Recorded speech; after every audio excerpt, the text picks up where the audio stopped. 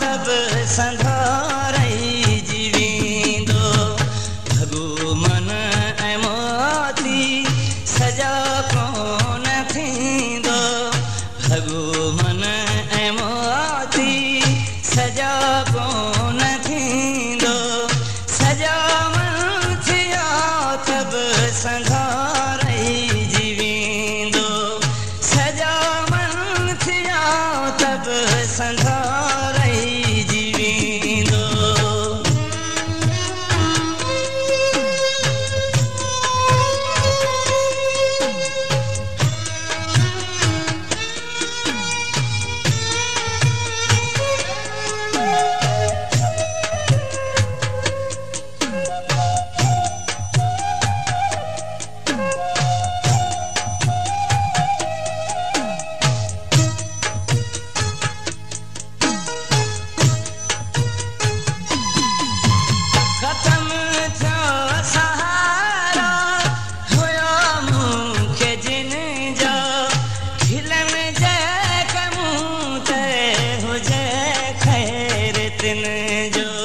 song uploader Parvez लगारी कोट Rawat लगारी mobile number 06348373175 खत्म थियो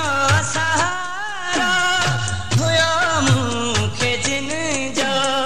खिलन जंहिं कमूं ते हुजे ख़ैर तिन जो पियो हर को हितड़े नियत पंहिंजी ॾींदो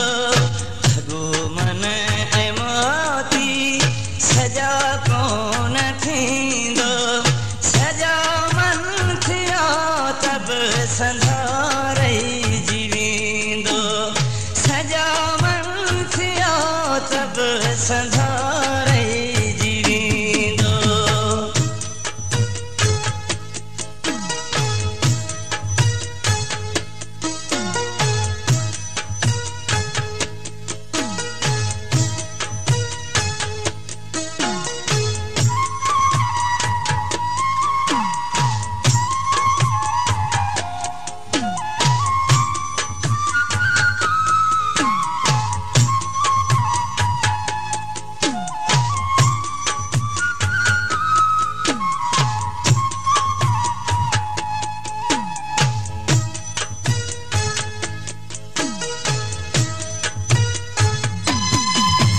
हुजत जंहिं हदुनि खे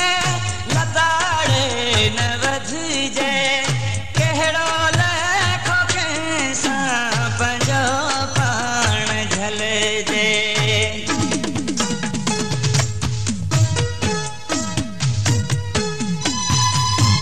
हुजत जंहिं हदुनि खे लताड़े न वधिजे कहिड़ो पंहिंजो पाण झलिजे झले दम वेहण सां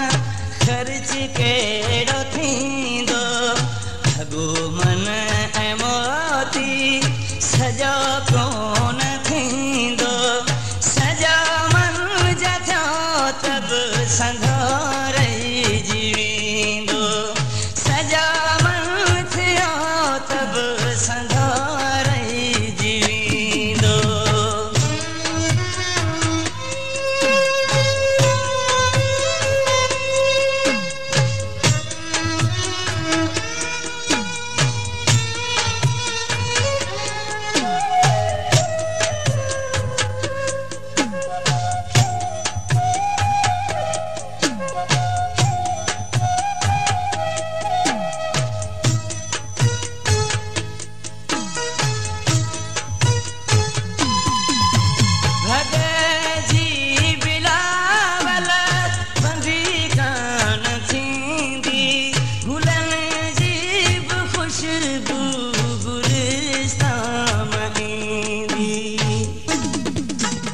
सॉन्ग अपलोडर परवेज लगारी कोट रावत लगारी मोबाइल नंबर 063